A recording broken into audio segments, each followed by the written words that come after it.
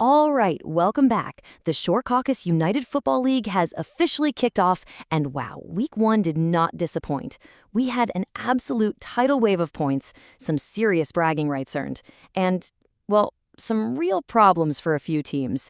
Let's get right into this first wild week of action. You know, this pretty much says it all.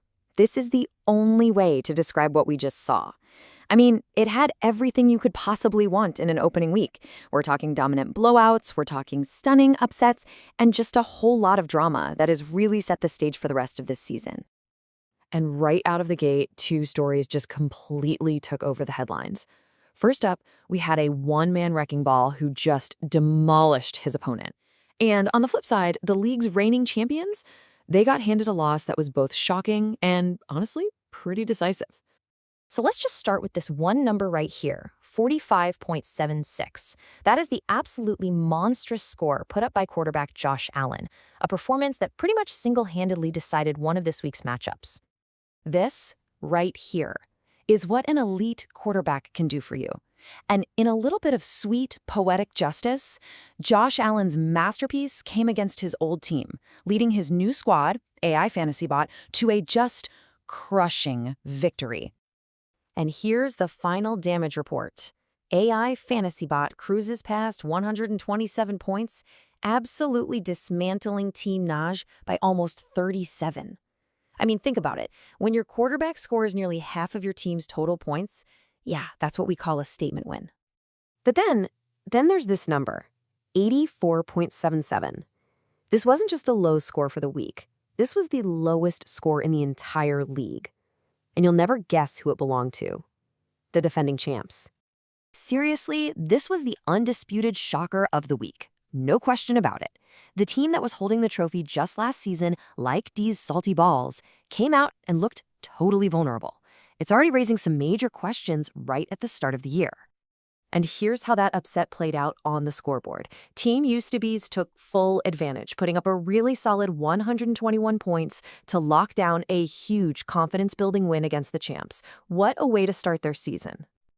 Okay, but that was far from the only action we saw. Let's run through the rest of the scoreboard and see how the other matchups went down. We'll do a quick rundown right now. The high score of the week actually belongs to Go to Bed It's a Wrap, who just squeaked by the Bayshore Buzzards in a total shootout. Derrick Henry going off for 32 points and a massive 23-point game from the Broncos defense. That was the difference maker. Now, this one was a little more one-sided. The Neptune Crack Killers just rolled over Jinx Vodka and OJ. They were powered by a two-headed monster. Lamar Jackson dropped over 33 points, and rookie Bijan Robinson chipped in with another 27. Just unstoppable. And oh man, we had a nail-biter here. Bennies and the Jets managed to just barely get the win over the Wildwood Warthogs. And who was the hero? Justin Herbert, who absolutely exploded for almost 37 points to drag his team across the finish line. What a thriller. All right, so week one is in the books, but we can't look back for too long, right? The stakes are already getting higher.